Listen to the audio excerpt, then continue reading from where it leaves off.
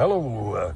This is Cowboy Jim down at our family reunion, and I would like to introduce you to my brother.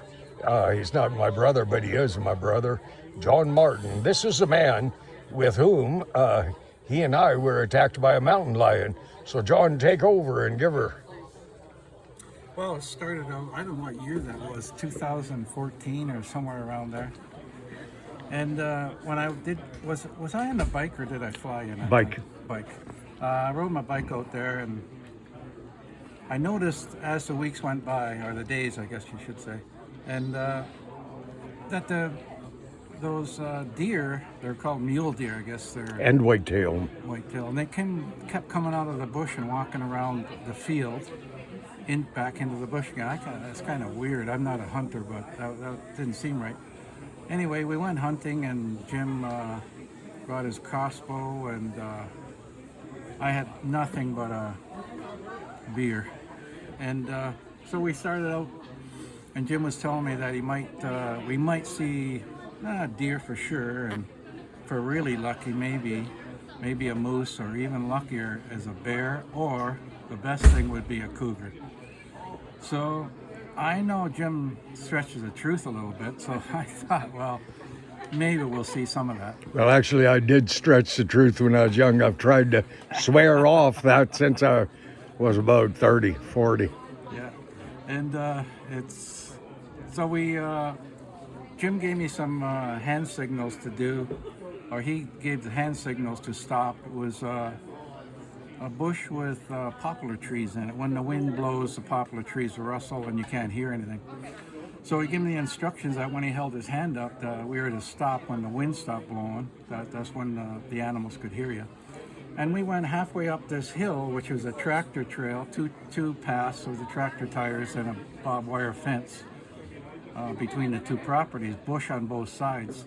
So we went halfway up that hill and sat down cross-legged, and I was looking down the hill, and Jim was looking up the hill, and we just sat down. I thought, well, maybe I'll have that beer that was in my pants pocket, so I pulled the beer out and went, shh, and have a good sip of that, and all of a sudden Jim slapped me on the leg, and I thought, that's kind of funny if it hit me on the leg, but I just had a beer. And I turned, and sure enough, Jim was right. There was a cougar coming out of the bush. I don't know. Was it 100 feet? No, it couldn't have been 100 feet. I actually thought it was about 150 feet, really? but I thought it was less than that. It's what you see. We should have measured it. Hey, we were just good to be alive after the cougar left. Oh, yeah. So from the time Jim tapped me on the shoulder and I seen the cougar, the hair on my neck was just standing straight up, and I forgot about the beer. I forgot about everything. I was just fixated on this cougar. The cougar come out of the bush, looked across the bush, looked up the hill, and the wind is coming towards us because he couldn't smell us. Whether it was a male or female, we don't know. And the cougar looked across the bush, looked up the hill, then we turned around, looked down the hill. He dropped about 4 or 5 feet right down to the ground and started crawling and made the ungodly, real loud growling too. I never heard anything like it in my life. Anyway, I was watching the cougar, started coming towards us really low and crawling, and then I noticed Jim flipped the safety off on the crossbow, and that made me feel good. And then he pulled the trigger, and everything seemed to be in slow motion. The arrow would make a little arc and entered the cougar right in the chest. Went in about, we figured 10 inches. I got the remainder of the arrow just in case somebody thought it might be a kitty cat that we shot or something. I had the blood to prove it. So I brought that home with me. No, nobody asked, but they were enthralled. They were really excited. I almost got eaten, or both of us almost got eaten by a cougar. But the cougar jumped. It received the arrow, jumped in the air, I'd say 5, maybe 6 feet at the most, and it come down, and when it come down, it knocked the end of the arrow off with it. It looked like it pushed its legs down to get back on the ground again. It knocked the end of that arrow off, which I have. And then it went from there on the ground after the arrow hit it, and it jumped about 5 feet in the air and then come back down on the ground and jumped from that point right over into the bush. I'd say about 6 feet to the left of the cougar. And then I went to jump up to follow it, and Jim told me not to do that, that he might get scared and run further. But we followed the area where the cougar come out of the bush, and we found a dead deer there. And the deer, and he was probably on a deer. And the only thing that scared him was that beer opening up that he's never heard in his life. So that brought him out of the bush.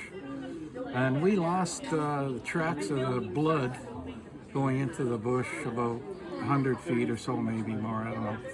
And after that we lost it. We went back home and to Jim's house and phoned the game warden and told him that we shot this cougar, and he was really interested, and he wanted to know where we shot it. Well, we'll show you. And so he loaded up his rifle and his handgun, and he was kind of scared that we were looking for a wounded cougar. You know, this is such a joy to have you tell this story, because because what I remembered was slightly different. I remember the game warden standing at the back door of his truck, and he said to himself, "What gun should I take? What gun should I take?" I said, "Son, you give me any of your guns. I'd like the little handgun." I said, "I won't miss it." Oh, he was angry. Oh my! Carry on, my brother. Yeah, so he showed up, and we wandered out to where we were going to look for the cougar again. And he said, "Now, fellas, if that cougar comes out, if we see him, I want you guys to get right on the ground." We said, "No problem with that. It's easy when a guy with a gun now." And we're following him in the bush. He followed the cougar blood trail about another maybe 30 feet, maybe. And he lost track of it, so that was all there was to that. And he told us that if we did find a cougar, it wouldn't be ours. He'd take it with him because they have to have a forensic thing on him. And so we never, we wanted the skull is what we wanted, but we never did get it. And we never found the cougar. No. Looked for it 2 days after that. And he kept yelling at me, "Jim, get behind me." Yeah. He said, "I'll protect you." Yeah. I thought, oh, the time comes, hell's gonna freeze over when the government has to protect me. And so I thought, you know, killing a mountain lion with an arrow was one thing, but I wondered, could a man do it with a knife, eh? Hand to hand. I don't think no, so, because they got too many claws. Oh, they're They vicious. got them on their back feet too. That's Yeah. But Dad always said, he said, "One thing about you, Jim, you don't ever let wisdom and common sense interfere with what you want to do." And I thought that would be something. Yeah, it was something, all right. I just couldn't get over that we ran into a cougar. Of that conversation that you had about animals we might see was the furthest from my mind. Yes, I remember you videoed it, and you kind of sloughed me off a little, like, you know, let's go hunting. And I thought, okay, and but God for me, God, everything is for me, God. And I know his kindness in allowing us to be attacked by a mountain lion. Oh gee, that was fun. And I called my cousin Gilbert Martin. He had been an outfitter all his life, 27 years professional. And he said, yeah, why do all the good things happen to you, Jim? He said, "I've hunted all my life. I've never been attacked by a mountain lion. Why does everything good happen to you?" And I thought, oh, I just am at the right place at the right The time. problem is he doesn't drink. Oh, yes, if he drank it, he'd probably stumble onto it. That's good. That's good. Call the That's cougar good. call. Yes, indeed. Well, listen, people on YouTube, I thank you for the privilege and the honor that you have shown me to watch any of my videos. And I am honored beyond measure that my cousin, John Martin, he and I hung out when we were 16. I remember picking a 6-quart basket of grapes, and then we could go riding. I was about 14. He might have been 15. And in the town of Welland, Ontario, he said, "You really want grapes to take home?" I said, "No." He said, "Good." And he filled the bottom up with leaves to about 3/4 of the basket, threw some grapes that grew in his backyard, and we went riding, and that was good. So listen, people, God bless you. Eh? You're going to live till you die. My cousin said, "Jim, you missed your calling. You should have been a preacher. I said, I don't really like preachers that much, but then I don't really like myself that much. But you're going to live till you die, and only you can determine where you spend eternity. It's your choice. No one else can make it for you. If you humble yourself and pray and say, God, forgive me. I accept that Jesus Christ is your Son, that he suffered, bled, and died on the cross for my sins. I'm so sorry for having lived the way I have.